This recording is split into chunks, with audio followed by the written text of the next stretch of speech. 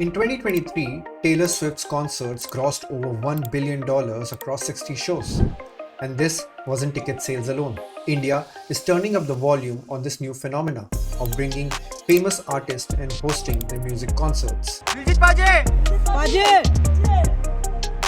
From Diljit to Maroon 5, Dua Lipa to the most talked about Coldplay. These concerts are not just about the music, but are an economic powerhouse that are reshaping industry trends and spending patterns. But just how much is this concert economy worth? We spoke to Bank of Baroda's economists Dipanwita Mazumder and Jahnavi Prabhakar, who have authored this really interesting report on the massive potential of India's concert economy. On an annualized basis, we extrapolated the numbers, so there could be a spending potential of 6,000 to 8,000 crores for the past 2-3 months. Whatever new international artists have announced their shows in India, we have taken that into account.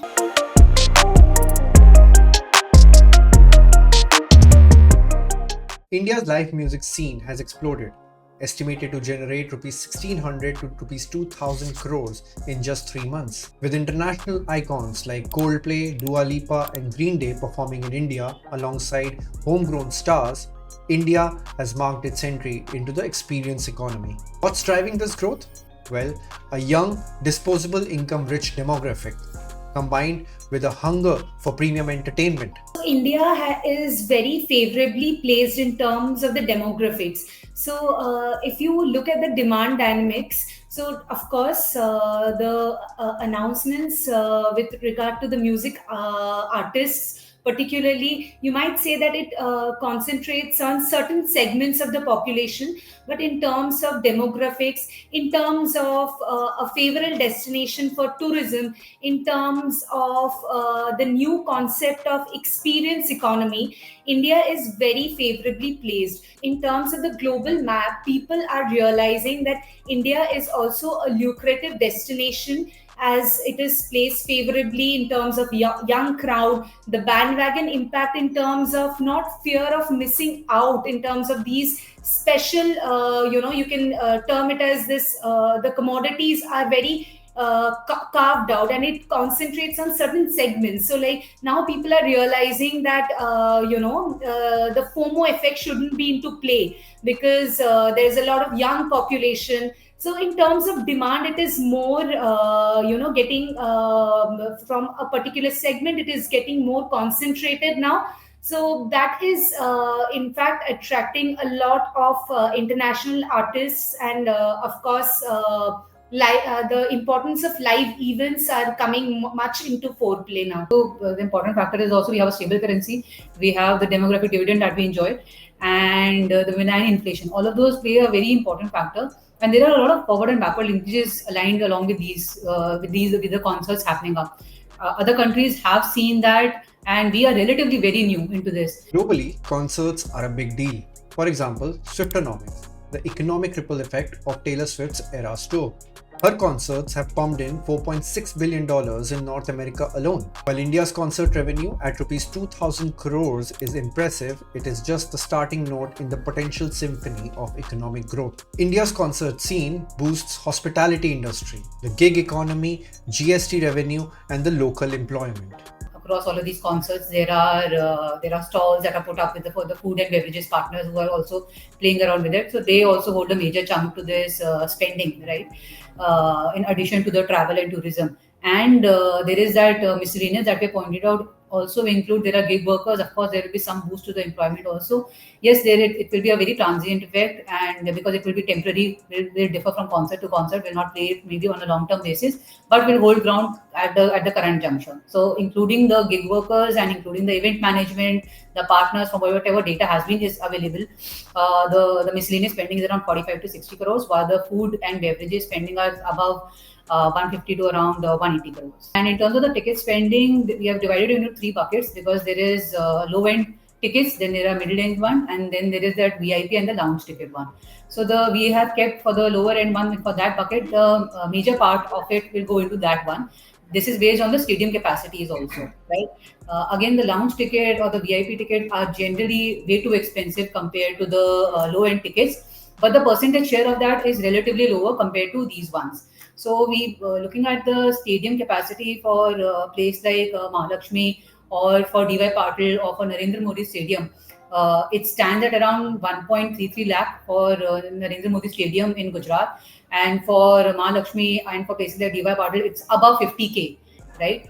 Last year itself, when there was a concert that happened in the country, the maximum that happened, the attendance seen was at 50K. We see that increasing now on a multiple places, and because these concerts, especially if I talk about only Coldplay, they're playing they're playing 5 times, and so based on those ticket sizes and based on the stadium capacity, that is the number that we have come out with, the 770, and these are both conservative and optimistic numbers, and the above 900 crores numbers. Of course, these does not include the scalping part of it, and the unregulated platforms and all those things. Imagine this, an industry that could generate 6,000 to 8,000 crore rupees annually with consistent growth. On an annualized basis, we extrapolated the numbers, so there could be a spending potential of 6,000 to 8,000 crores. But again, this would be pretty seasonal as well, because there are certain months where in terms of climate, in terms of the weather conditions, it would not allow to host such big scale events. But it is a very fresh concept, and it can be explored from the angle of reaching out to certain segments of the population. The premiumization can be actually extorted to the core here, and like with a diverse music preferences in terms of the listeners. So even Spotify also comes out with monthly listener lists, where in India you have a lot of diverse music audiences. So that definitely holds a good ground in terms of experience driven economy, to get a major push for the overall spending in India. However, every industry faces challenges. In this industry, it's scalping.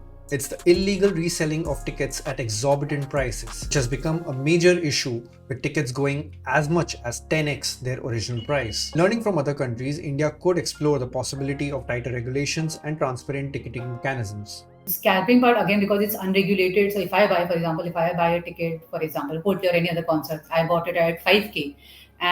But because I know there's a huge demand for it, and it is a seller's market considerably right now, and if I sell it off at around 15K, right, so I have spent, the other person has spent 15K, so there's a 3x that the person has made out of it, right, for me.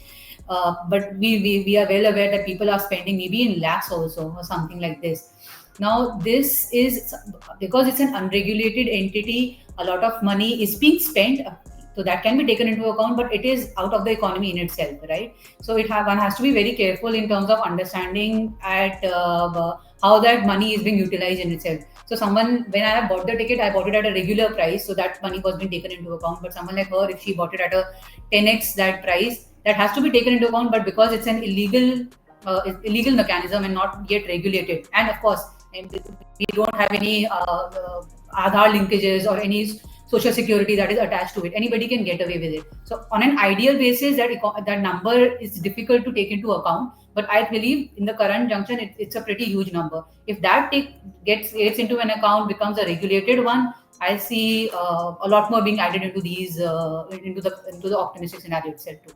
Main crux here is that there are a lot of unorganized players which are into play, right? So if the reselling market can be organized or streamlined, so that portion can be handled with proper regulations.